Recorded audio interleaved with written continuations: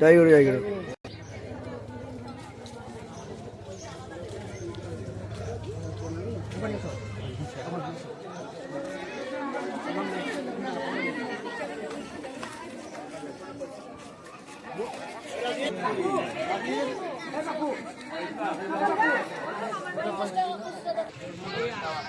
Hello guys,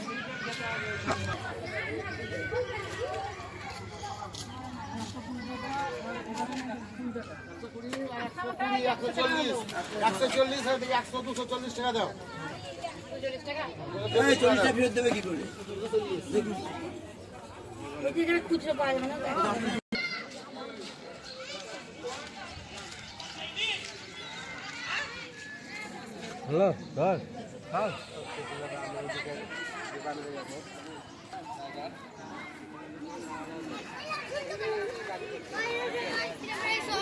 চুল্লু কাটে চুল্লু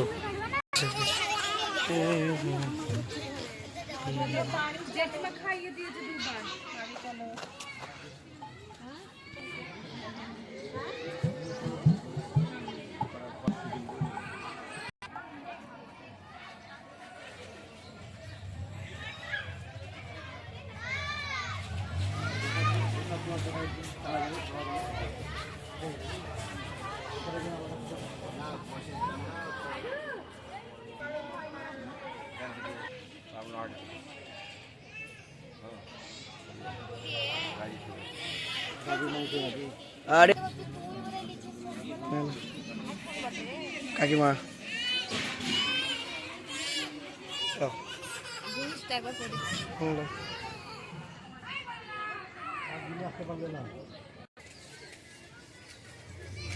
তাকাও এদিকে পিছিয়ে দেখো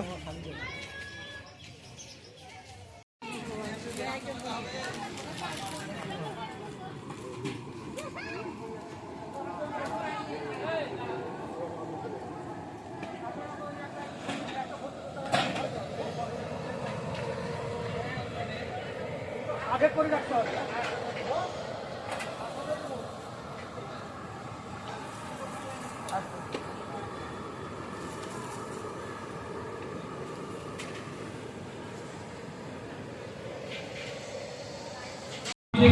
মঞ্চে জয় গুরু জয় গুরু জয় গুরু জয় জয় জয় মা জয় মা জয় মা জয় গুরু জয় গুরু জয় গুরু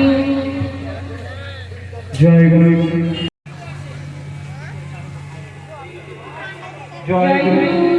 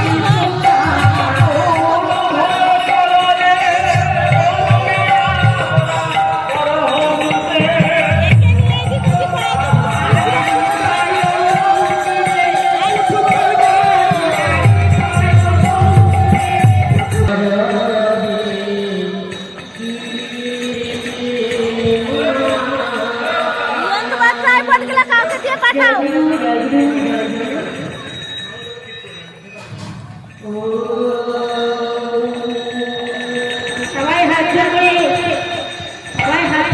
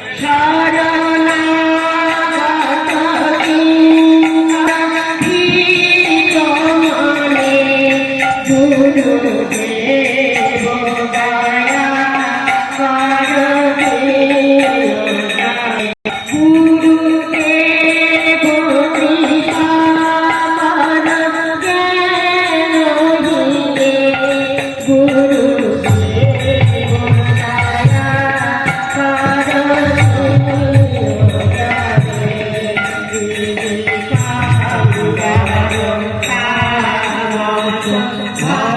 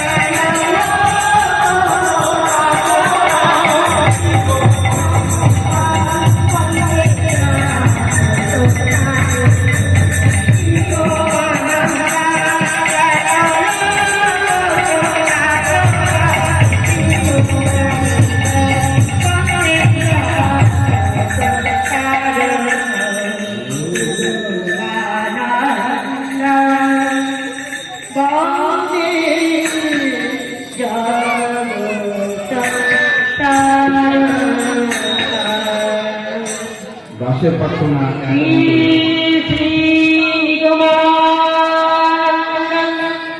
শরণং গচ্ছামি ধর্মং শরণং গচ্ছামি সংঘং শরণং গচ্ছামি শ্রী শ্রী নিগমানন্দ শরণং গচ্ছামি ধর্মং শরণং গচ্ছামি সংঘং শরণং গচ্ছামি শ্রী শ্রী নিগমানন্দ শরণং গচ্ছামি ধর্মং শরণং গচ্ছামি সংঘং শরণং গচ্ছামি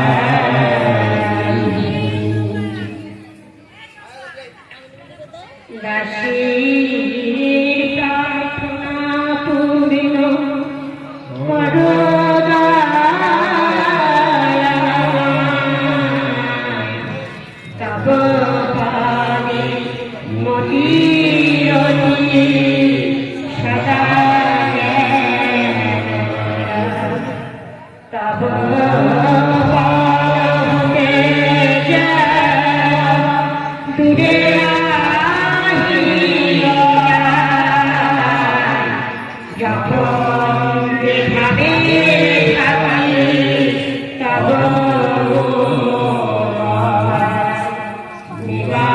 নিবারিতে আনন্দ কুমতি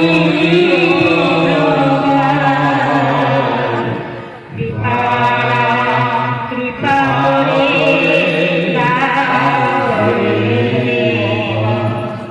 পরমিতা পরচর্যা হতে রাখে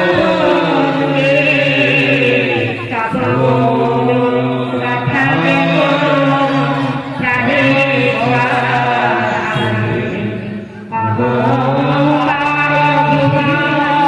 কিছু না যায় করুণা করে রাখো বিষয়ে সবয়ে হয় আসক্তি কেবল তোমাকে লিপ্ত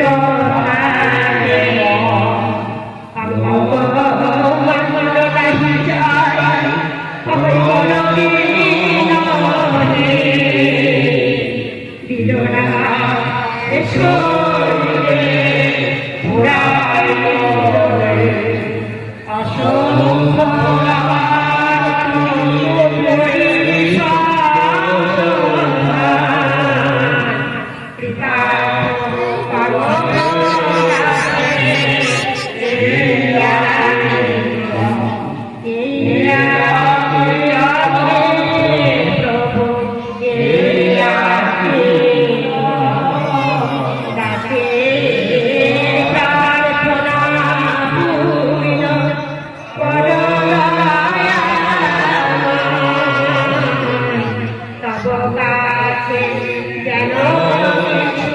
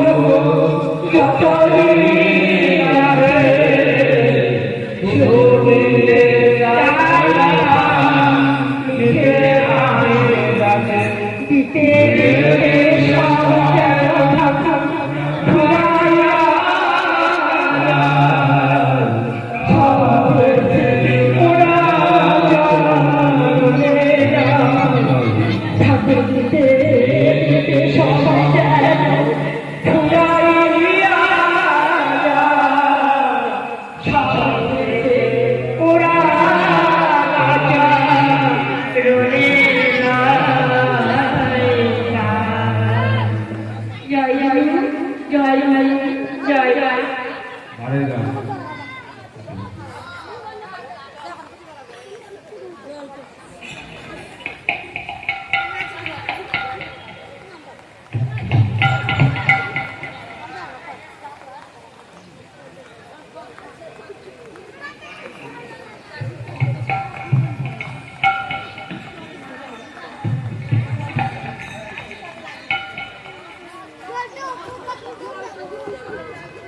জয় গুরু জয় গুরু জয় জয়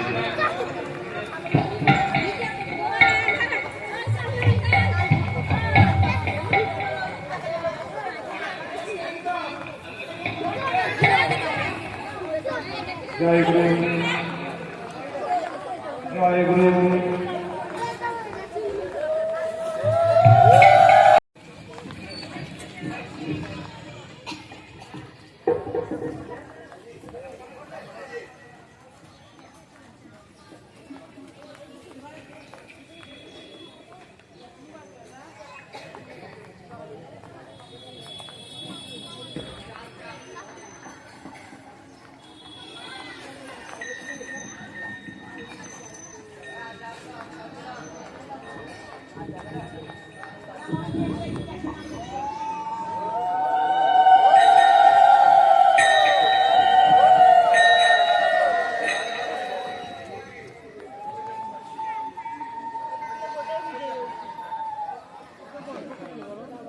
জয় গুরু জয় গুরু জয় গুরু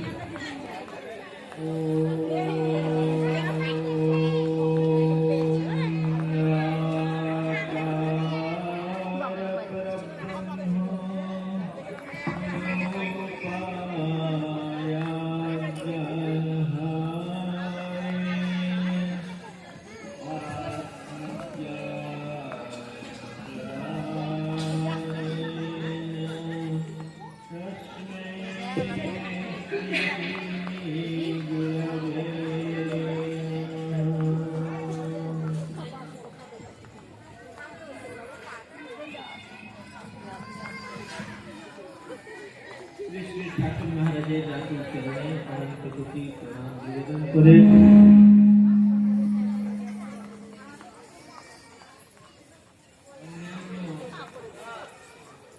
সমস্ত মহাপুরুষগণ এবং গ্রামের প্রতিষ্ঠিত সমস্ত দেবদেবীগণ সকলের চরণে ভক্তিপূর্ণ সাষ্টাঙ্গ কোটি প্রণাম নিবেদন করে আজকে আপনাদের আর বেশি সময় নষ্ট না করে আমরা সবার কার্য শুরু করছি।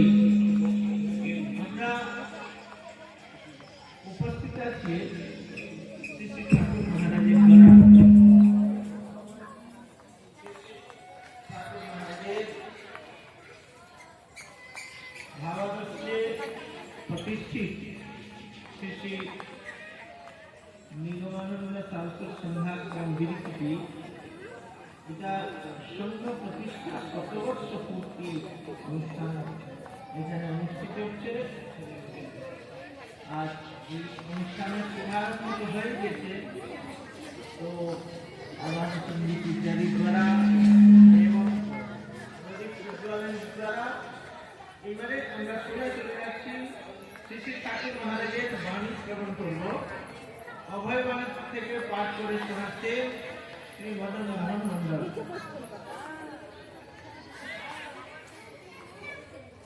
30 নম্বর আর 40 নম্বর বাণী দ্বিতীয় খণ্ড থেকে।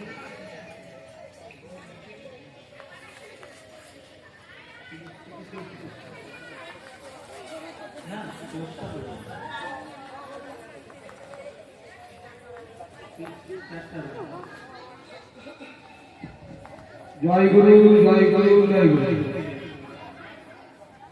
শ্রী ঠাকুর মহারাজের মুখস্থিত বাণী। অভয় বাণী অভয় দানে ঘুরিয়াছে মৃত্যু ভয়, তোমার প্রতি শিষ্য আজি তোমার কৃপায় মৃত্যুঞ্জয়। গীতার বাণীর মতোই তোমার শক্তিশালী অভয় বাণী, শান্ত তৃপ্ত হবে শুনে এই জগতের সকল প্রাণী। জয় গুরু। অনেকের ধারণা ধর্মের পদার্থই গ্রহণ করলে বেশ সুখে স্বাচ্ছন্দ্যে হেসে খেলে জীবনটা কাটাতে পারা যায়। তোমাদের অনেক ধারণা থাকতে পারে সদ্গুরুর আশ্রয় যখন নিয়েছি, যখন রোগ দুঃখ কষ্ট বিপদ আপদ আমাদের আসবে কেন? কিন্তু পৌরাণিক যুগের কথা ভেবে দেখো দেখি, শ্রীবৎস নল হরিশ্চন্দ্র প্রভৃতি প্রাতঃস্মরণীয় মহাপুরুষরা গর্ভের সর্ববর্ণ হয়ে কি কম জন্য ভোগ করেছিলেন? স্বয়ং শ্রীকৃষ্ণ যাদের সখা, সেই পঞ্চ পাণ্ডবেরও ব্যবহারিক জীবন কি কম দুঃখ কষ্টে কেটেছিল? আমি জানি ধর্মের আশ্রয় গ্রহণ করলে বিপদ আপদের প্রভাব আরো বেশি বেড়ে যায়, এতে চিত্ত বিমল হয়, স্বচ্ছ হয়। আমি তোমাদের গুরু, তোমাদের সকল কর্মের বোঝা আমি নিজে হাতে গ্রহণ করেছি তোমাদের মুক্তির বলে। আমি আগুন তোমাদের মাঝে স্ফুলিঙ্গ স্বরূপ বীজ অর্পণ করেছি, তোমাদেরও আগুন করে তুলব বলে। অগ্নি স্ফুলিঙ্গ চিরন্তর শত্রু, তার দাহকা শক্তি অপ্রতিহত। ইন্ধন শুষ্ক হলে দপ করে জ্বলে ওঠে, ভিজা হলে ধরতে দেরি হয়। প্রতীক্ষা করো, নিশ্চিন্তে নির্ভয়ে বসে থাকো। তোমরা যতই হীন হও, যতই তুচ্ছ হও, সকলেই একদিন অগ্নিময় হয়ে যাবে। আমার দুয়ার হতে নিরাশ হয়ে কাউকে ফিরতে হবে না। তবে যারা কাঙালের মতো ভিক্ষা প্রার্থী, আমার দুয়ারে আমার অবসরের প্রতীক্ষায় বসে থাকবার যেটুকু তাদের সহ্য হয় না, আমি তাদের বলছি স্বচ্ছন্দে অন্য দুয়ারে প্রার্থী হতে পারো। আর যারা থেকে থাকো নির্ভরশীল, তারা বসে থাকো আমার প্রতীক্ষায়। লাখো বছর ধরে আমার দুয়ারে আমি আমার মহান দানে তাদের হৃদয় পূর্ণ করে দেব। অনন্তকালের তুলনায় লক্ষ বছর যদি যে কিছুই নয়। শুনেছি মহাপ্রভু নাকি একদিন ভাববেশে বিষ্ণু কাট্টায় উপবিষ্ট হয়ে ভক্তদের ডেকে ডেকে বর বিলাচ্ছে। ভক্ত কুমার মুকুন্দ বাইরে বসে অনুমোদন করছে, সকলকে সকল রকম বর দিচ্ছে। এই দেখে তিনি বলে পাঠালেন একজনকে দিয়ে, মহাপ্রভু তার সম্বন্ধে কি বললেন? মহাপ্রভু বলে দিলেন, মুকুন্দকে বলো গিয়ে কোটি জন্ম করে সে আমার দর্শন পাবে। মুকুন্দ এই কথা শুনে চৌদণ্ড নৃত্য শুরু করে দিলেন। আনন্দ উৎফুল্ল চিত্তে তিনি বলতে থাকলেন, তাহলে পাবো, কোটি জন্ম পরে হলেও তার দর্শন পাবো। এই ভরসাটুকু লাভ করাও কম কথা নয়। হবে এই আশ্বাস মানে বা কয়জন দিতে পারে আমি বলছি, তোমরা নিশ্চয়ই একদিন সর্বসম্পদের অধিকারী হবে, সব পাবে। আমার কথায় নির্ভর করে নির্ভয় নিশ্চিন্তে সেই শুভদিনের প্রতীক্ষা করো, বসে থাকো। জয় গুরু, জয় গুরু, জয় জয়।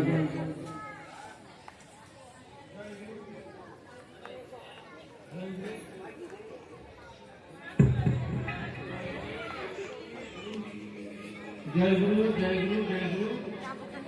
এবারে সুভাষ কামাই।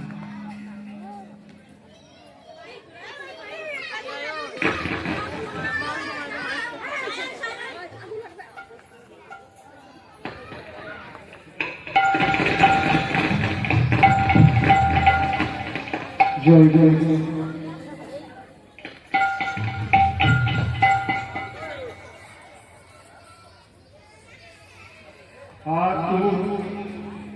তোমার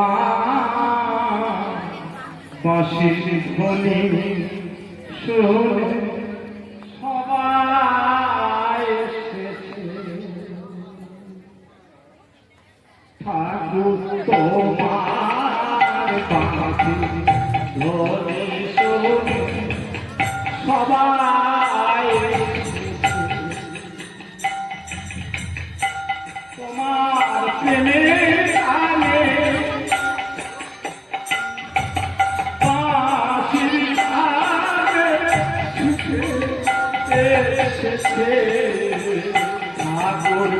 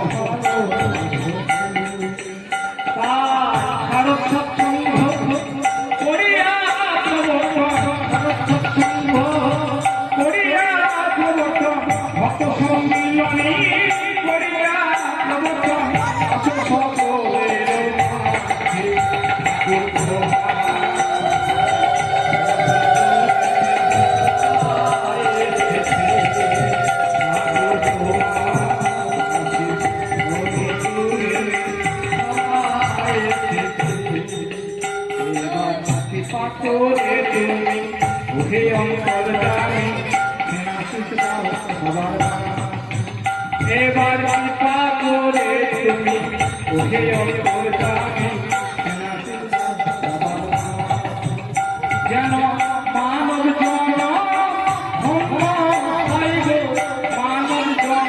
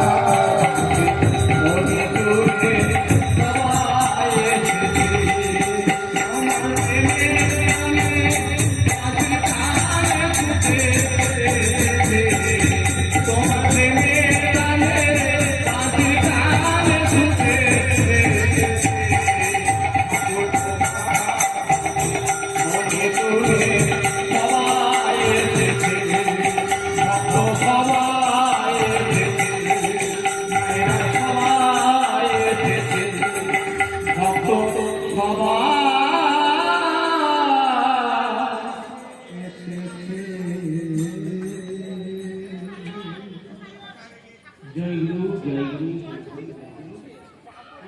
সঙ্গীত আমরা শ্রবণ করলাম ঠাকুর তোমার মানসিক অনুষ্ঠানে সবাই করলেন এবারে উদ্বোধনী ভাষণ মহারাজ সকলের প্রিয় আপনারা সবাই চিনেন ওনাকে আসামীয় শাসক দাস জীবনের সন্ন্যাসী প্রার্থী তারাকে সিদ্ধপীঠ শ্রী শ্রী নিগমানন্দ শাশ্বত আশ্রমের অধ্যক্ষ শ্রীমৎ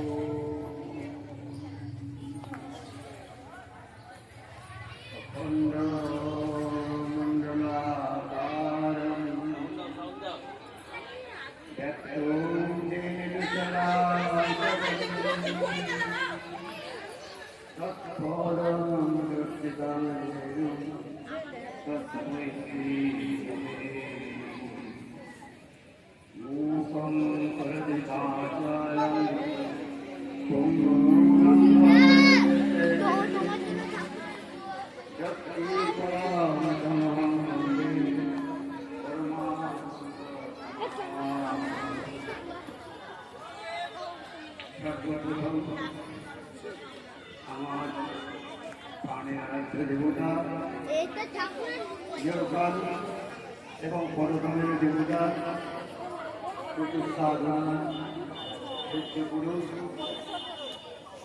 তন্ত্রজ্ঞান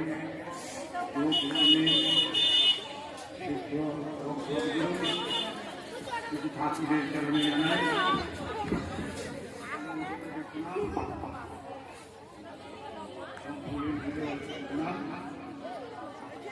তারপরে প্রণাম জানাই ওটা সংগঠিত করে প্রণাম জানাই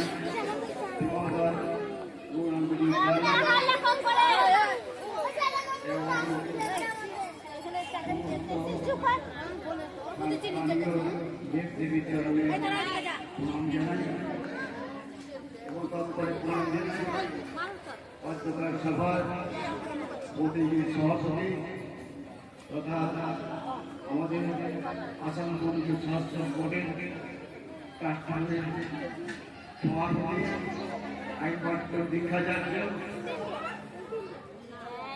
ডক্টর শ্রীমৎ মামি চরণে এবং তারপরে এখানে উপস্থিত সমস্ত জেলা সদস্য বিভাগীয় সদস্য কংগ্রেস সভাপতি সভানেত্রী এবং আমার বয়োজ্যেষ্ঠ যারা আছে এবং জগতে ভাইয়ের চরণে প্রণাম জানাই এবং বৈষ্ণবের জানাই জয়গুরু তৃতীয় সংখ্যা। আজ আমরা এখানে উপস্থিত হয়েছি, আপনারা সবাই জানেন এই সঙ্গে অর্থাৎ বীরগিরি সাহিত্য সঙ্গে শত বর্ষ পূর্তি উপলক্ষে আগে এই জায়গাটার নাম ছিল বীরখেতি, তারপরে আস্তে আস্তে বীরগিরি এই সঙ্গে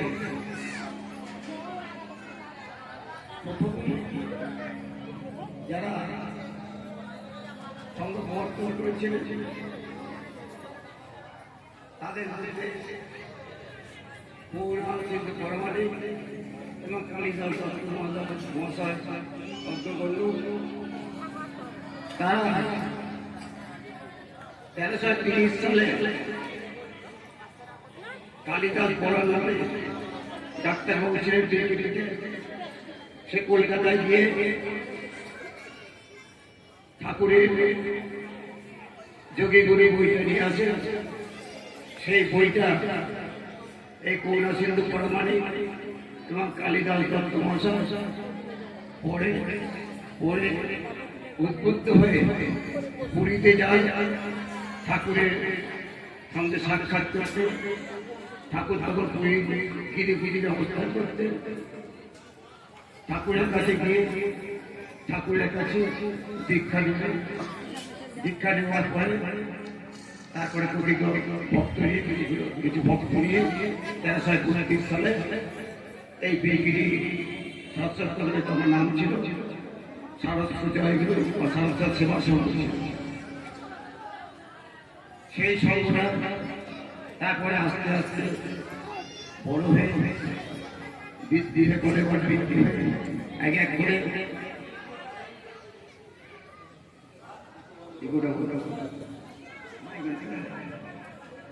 এক এক করে সব ভক্ত শিষ্য পরপর দীক্ষা নেয়। সেই দীক্ষা যারা দিয়েছিলেন পরপর 1331 সালে 32 সালের পর থেকে তাদের কিছু নাম তারা ঠাকুরের চরণাশ্রিত হয়েছিলেন, তাদের নাম আমি কিছু ঘোষণা করছি। 1330 সালে পুরীর গিরিকুটিতে গিয়ে দীক্ষা নিয়েছিলেন করুণা সিন্ধু পরামাণিক ও কালীদাস দত্ত মহাশয়, তারা বীরগিরি ছিলেন। 1330 সালে উত্তর বাংলা সাহায্য আশ্রমতা বগুড়া থেকে দীক্ষা নিয়েছিলেন স্বর্গীয় সোমনাথ পরামাণিক বীরগিরি।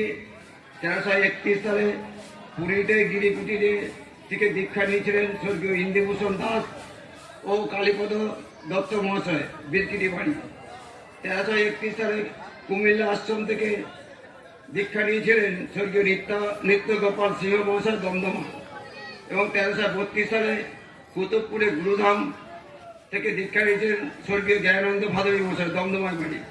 1333 সালে দক্ষিণ বাংলা সাহায্য আশ্রম অর্থাৎ হালিশহর থেকে দীক্ষা নিয়েছেন স্বর্গীয় অন্নদানন্দ ভাদবী মহাশয় দমদমার বাড়ি। 1333 সালে পশ্চিম বাংলা সাহায্য আশ্রম অর্থাৎ খড়কুসুম আশ্রম থেকে দীক্ষা নিয়েছিলেন কীর্তিভূষণ দাস মহাশয়। 1334 সালে কৃষ্ণনগর থেকে দীক্ষা নিয়েছিলেন স্বর্গীয় গোপেশ্বর দত্ত মহাশয়। তারপর 1334 সালে কোকিলামুখ মর্তিমান আসামে এটা সেখান থেকে দীক্ষা নিয়েছিলেন স্বর্গীয় সুহাসিনী দাসী মহাশয় বীরগিরিতে। এবং তারপর 1334 সালে কৃষ্ণনগর থেকে দীক্ষা নিয়েছিলেন দক্ষবালা দত্ত, স্বর্গীয় নীরদ বরণা দাসী এবং স্বর্গীয় শ্বেতাম্বরণী সেন। 1338 সালে দক্ষিণ বাংলা শাস্ত্র সংগঠন হালিশহর থেকে দীক্ষা নিয়েছিলেন স্বর্গীয় শঙ্করপদ সেন, স্বর্গীয় উলঙ্গিনী সেন এবং স্বর্গীয় প্রফুল্ল বালা দত্ত। এবং 1335 সালে আশ্বিন মাসে সংক্রান্তির দিন বুধবার বীরকিটি নিবাসী ইন্দুভূষণ দাস এবং কীর্তিভূষণ দত্ত দাস মহাশয় দুই ভাই ওরা কি করে মন্দিরের জন্য কিছু জায়গা দান, এখন যে সংঘ মন্দিরটা আছেন সেই সংঘ মন্দিরটা জায়গাটা দান করেন। এবং 1337 সালে 4টা ভাদ্র ঝুলন পূর্ণিমার দিন ঠাকুর মহারাজের অনুমোদনে এবং পশ্চিমবাংলা সারস্বত আশ্রম পরোক্ষসভার অধ্যক্ষ ছিলেন তৎকালীন শ্রীমৎ স্বামী চিদানন্দ সরস্বতী মহারাজ। তার নির্দেশে শ্রীমৎ স্বামী পূর্ণানন্দ ব্রহ্মচারী গুরুব্রহ্মের, এখন যে বর্তমানে গুরুব্রহ্মের আসন, ওখানে গুরুব্রহ্মের আসন তখন প্রতিষ্ঠা করেন। এই সংঘ তখন ছিলেন পশ্চিমবাংলা শাশ্বত আশ্রমের অধীনে। ওই সংঘের নামকরণ তখন ছিল বীরকিটি করতে হয় বীরকিটি শাশ্বত সংঘ। বাংলায় 1347 সালে 14 জ্যৈষ্ঠ জল কষ্ট নিবারণের জন্য আমাদের করুণা সিন্ধু পরমাণিক মশাই যে ইজারাটা দেখছেন বা কুয়া, সেটা হচ্ছে খনন করেন। এবং 1353 সালে 9 চৈত্র থেকে ওই সংঘ দক্ষিণ বাংলা সারস্বত আশ্রমে অর্থাৎ কি দক্ষিণ হালিশহরে অন্তর্ভুক্ত হয়। দক্ষিণ বাংলা সারস্বত আশ্রম বিভাগীয় সম্মেলনী এই বীরকিটিতে অনুষ্ঠিত হয়েছিলেন 1354 সালে। এই সময়ের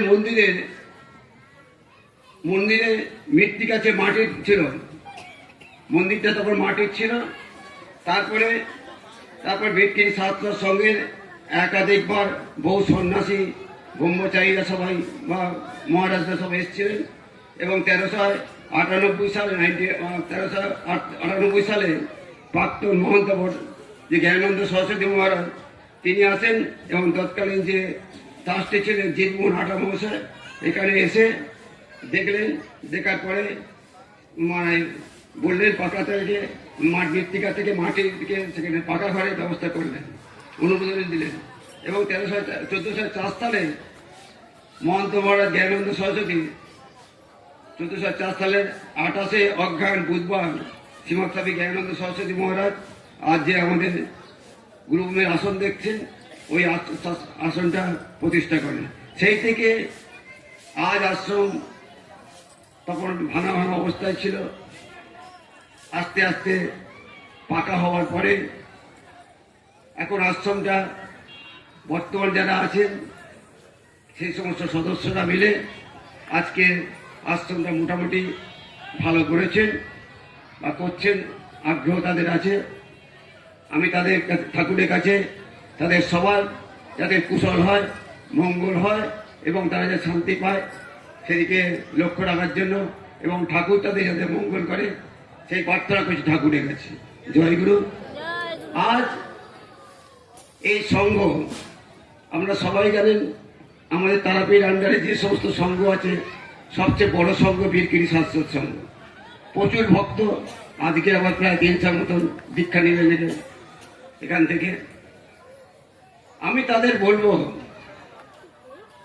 শুধু দীক্ষা নিলে হবে না, ঠাকুরের যে আদেশ উপদেশ আছে সেগুলো পালন করতে হবে, তবেই আমরা ঠাকুরের কৃপা পাব। আমরা প্রায় শুনি আমার কাছে আসে বলছে, ভক্তরা বলে মহারাজ এতদিন দীক্ষা নিয়েছে, বহুদিন হলো আমাদের কোনো উন্নতি হচ্ছে না। আমি তাদের বলি তোমাদের ঠাকুরের প্রতি বিশ্বাস বা ভক্তি ঠিক মতো নেই। কারণ আমাদের যারা দীক্ষাচার্য হয় তারা প্রত্যেককে দীক্ষা দেওয়ার সময় বলেন যে তোমরা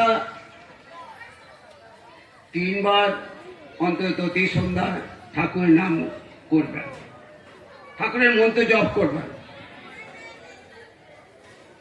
নিয়ম পঞ্চ পালন করবা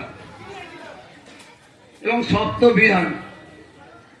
আমাদের কাছে আজকের প্রত্যেকের কাছে মোটামুটি মোবাইল আছে। ছেলে কি দেখি সবার কাছে 11 বছর 12 বছর বেশিটা পর্যন্ত ছেলেরা মোবাইল নিয়ে ঘুরছে। প্রত্যেকের মোবাইলের নাম্বার আছে, আপনারা সবাই জানেন। মোবাইলের নাম্বার একটা যদি কোনো ভুল হয়, আপনি যার কাছে কথা বলতে চাচ্ছেন, যার সঙ্গে কন্ট্যাক্ট করতে চাচ্ছেন, তার কাছে কি যাবে? একটা নাম্বার ভুল হবে তার কাছে যাবে? আপনারা বলুন,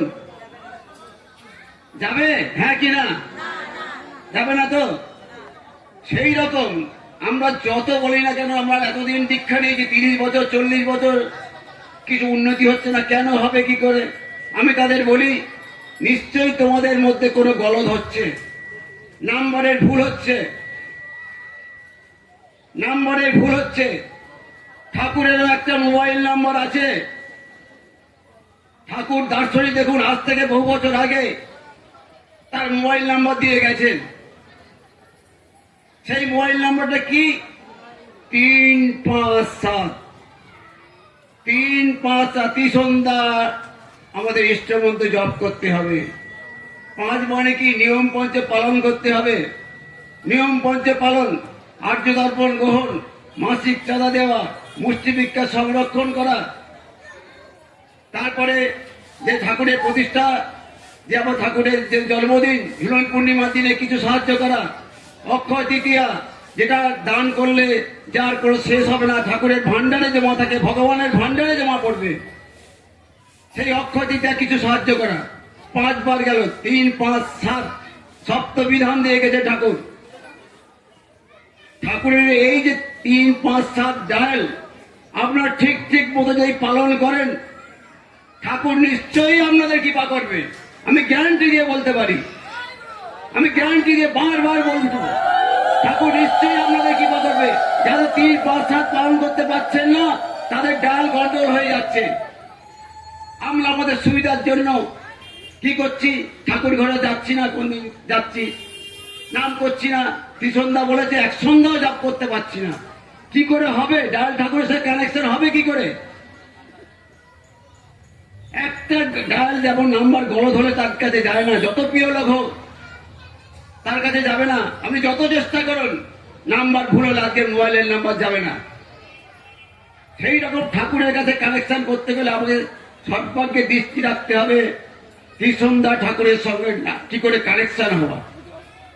শুধু ঠাকুর নয়, ঠাকুর আমাদের কি ভগবানের প্রতিনিধি। ভগবানকে আমরা দেখতে পাই না, চোখে দেখতে পাই না, ভগবানের প্রতিনিধি হয়ে ঠাকুর এসছেন, আমাদের দাঁড়ে দাঁড়ে ঘুরছে, ভিক্ষা দিচ্ছে। ঠাকুর সেই গুরুগিরির সময় কন্ট্যাক্ট করেছিলেন, ত্রিসন্ধ্যা মুক্তি দেবে, ত্রিসন্ধ্যা 3 বারে মুক্তি দেবে, 3 জন্মে মুক্তি দেবেন, 3 জন্মে মুক্তি দেবেন। সে আমরা যদি ঠিক মতো তাদের আদেশ উপদেশ না পালন করতে পারি, ঠাকুর মুক্তি দেবে কি করে আমাদের? আজকে ঠাকুরের বাণী পাঠ হলো, মদন মোহন মন্ডল পাঠ করলেন। আজকের গৌরাঙ্গ মহাপ্রভু এক জায়গায় বসে বিষ্ণু খট্টা, একটা জায়গাটার নাম বিষ্ণু খট্টা, সেই জায়গা সেদিন কল্পতরু সেরেছেন।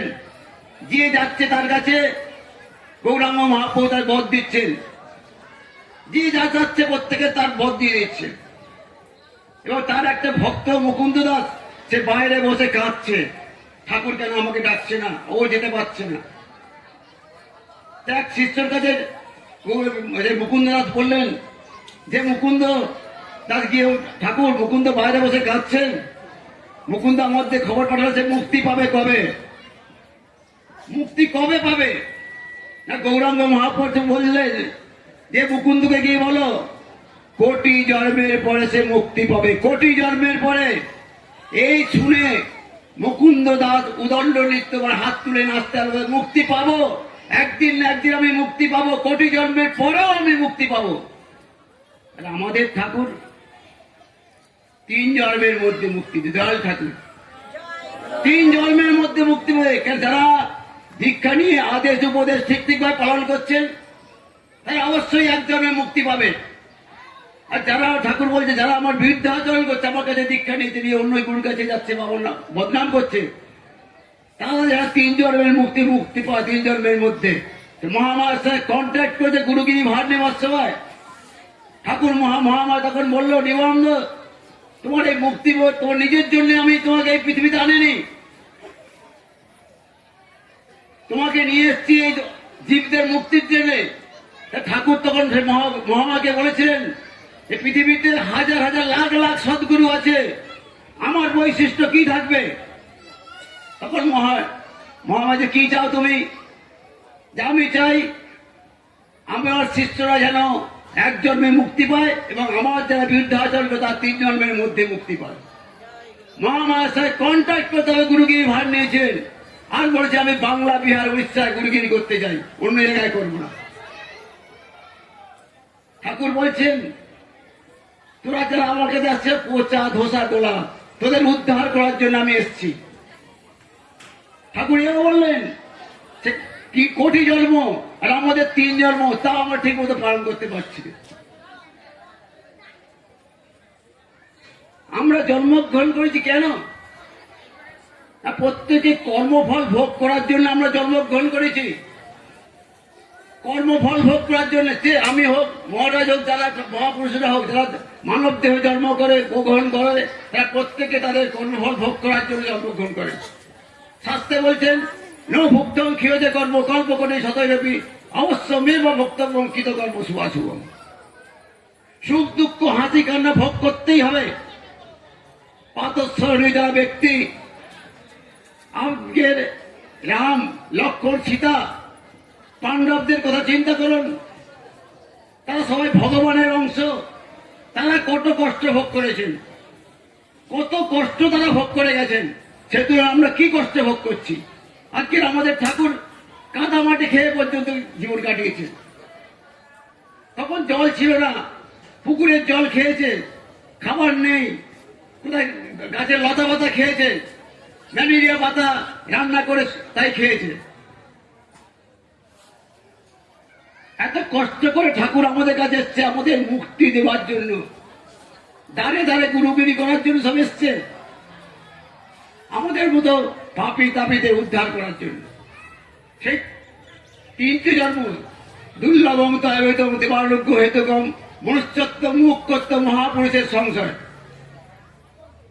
মনুষ্যত্ব, আজ আমরা বলছি আমরা মানুষ হয়েছি, তা আমরা মানুষ হয়েছি, আমাদের পরিচয় কোথায়? আমাদের ব্যবহার, আমাদের আচার। কুকুর তার ধর্ম, পশুত্ব ধর্ম, কোকার কামড়াবে, বাজে জিনিস খাবে, তার ধর্ম সেটা। বাঘের ধর্ম কাঁচা মাংস খাওয়া, ছাগল হরিণ মারা, তাদের ধর্ম একটা। কিন্তু আমরা মনুষ্য দেহ ধারণ করেছি, দুর্লভ মনুষ্য জন্ম। একমাত্র ভগবানের কৃপা ছাড়া এই জন্ম হয় না। সেই দুর্লভ মনুষ্য জন্ম ধারণ করে যদি আমরা ঠাকুর দেবতার নাম ঠিক মতো পালন করলাম, তাহলে আমাদের মনুষ্য জন্ম বৃথা। আমাদের মনুষ্য জন্ম বৃথা। কারণ পশুরাও আহার করে, নিদ্রা যায়, মৈথুন করে। সেই রকম পশুদের মতো যদি আমরা আচার ব্যবহার করি, তাহলে আমরা পশুর সমান। শাস্ত্রে বলছে ধর্মহীনা মনুষ্য পশুবি সমান। যে সমস্ত মানুষরা ধর্ম আচরণ না করে তারা পশুর সমান। এই মনুষ্য জন্ম ধারণ করে আমরা স্বর্গে যেতে পারি, আবার নরকেও যেতে পারি।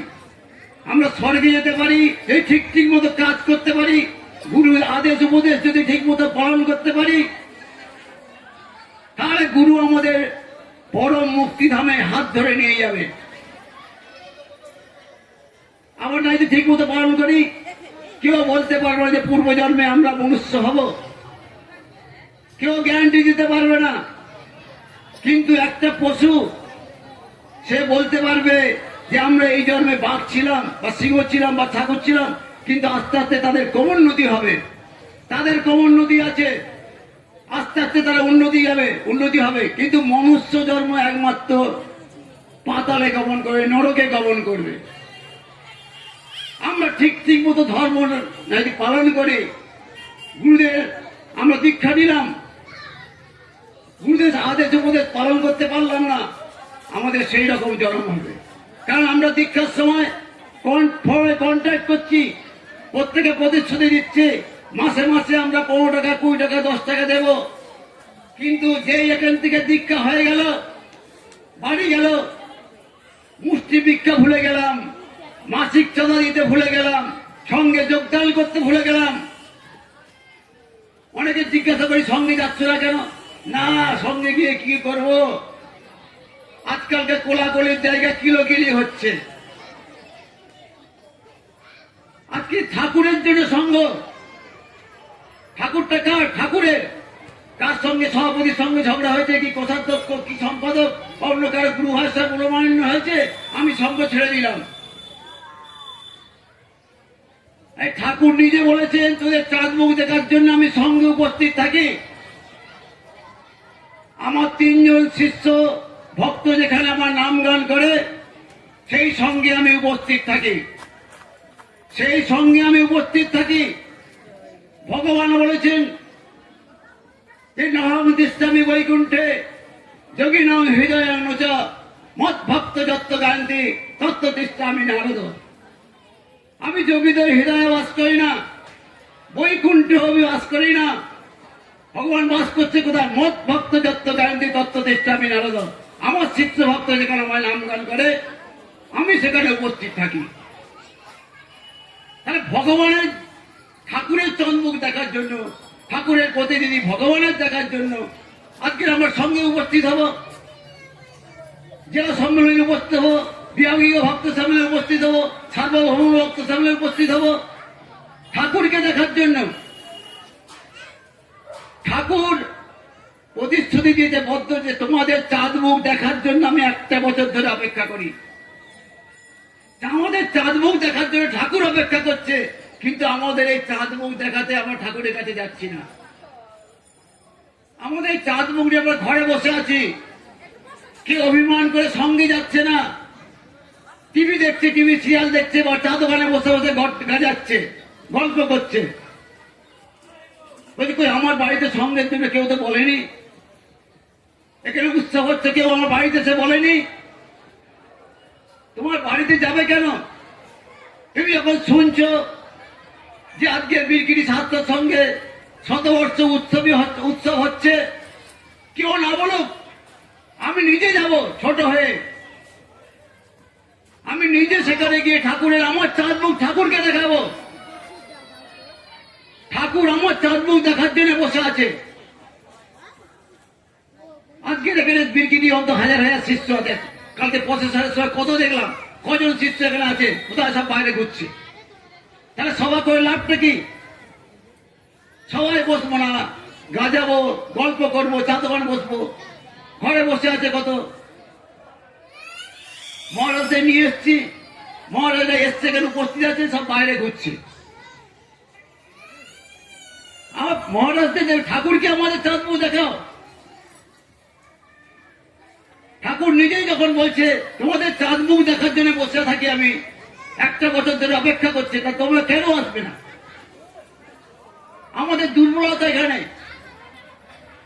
ঠাকুরকে বিশ্বাস নেই আমাদের।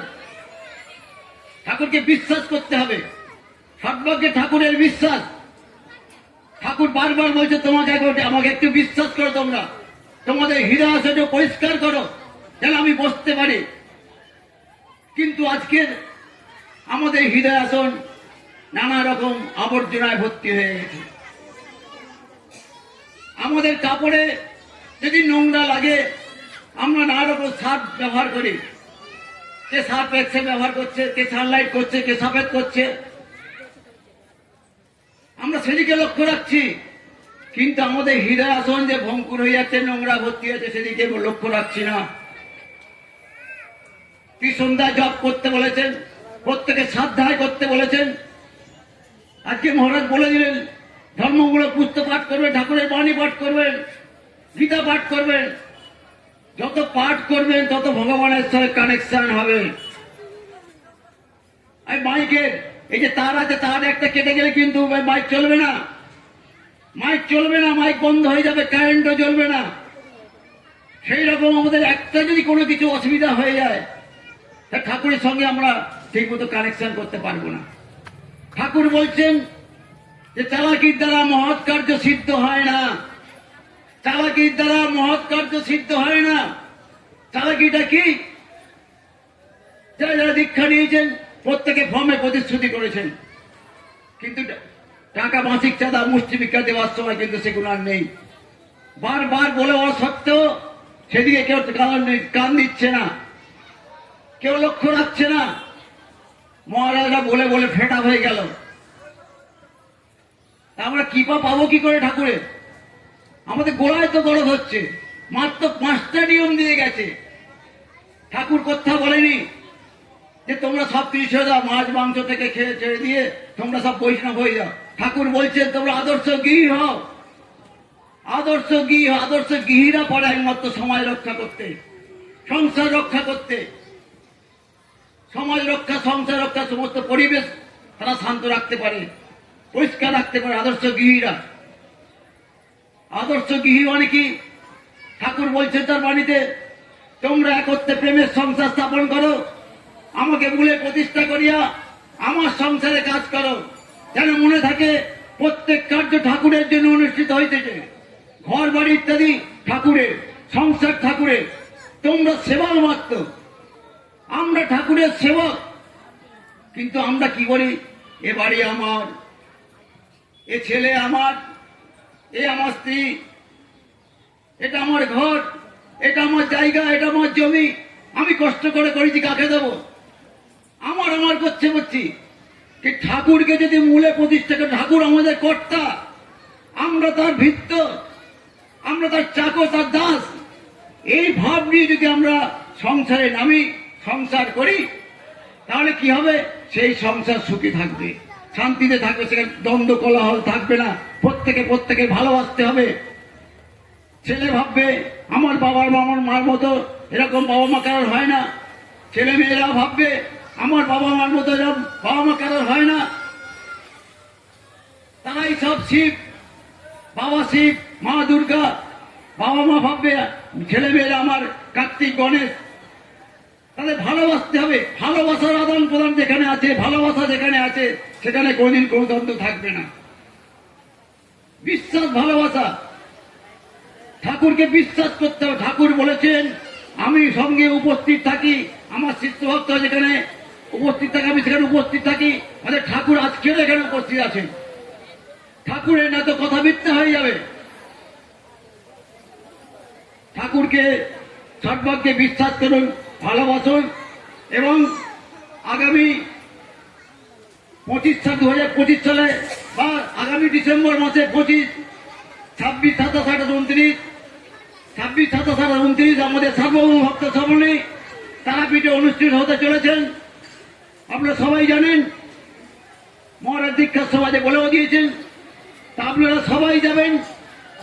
আমাদের চাঁদ মুখ দেখার জন্য, ঠাকুরকে দেখানোর জন্য আমরা সবাই যাবেন। আমি সবাইকে অনুরোধ করছি আপনারা সবাই যাবেন। যাবেন তো? জয় গুরু। সবাই সম্মিলিত জয় গুরু, জয় গুরু, জয় গুরু। সবাই যাবেন এবং সবাই আপনারা সবাই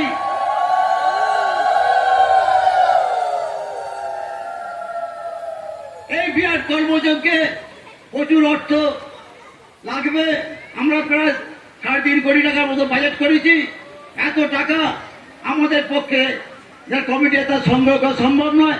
আপনাদের সবাই নিয়ে আমরা আশা করি আমরা সবাই দেবেন। আমি এখানে বীরগিরি স্বাস্থ্য সংঘের অনুবর্তী যারা সমস্ত শিষ্য ভক্ত আছে, জেলা সদস্য যারা আছে, সংঘ সভাপতি, সম্পাদক যারা আছে, তাদের কাছে অনুরোধ করব এবং সমস্ত ভক্তদের কাছে অনুরোধ করব, আপনারা চেষ্টা করবেন একদিনের খাবার যাতে আপনারা দিতে পারেন। সেই একদিনের খাবার সমস্ত যারা ভক্ত আসবে, দূর দূর থেকে আসবে, আপনাদের পয়সায় তার সেবা করবেন।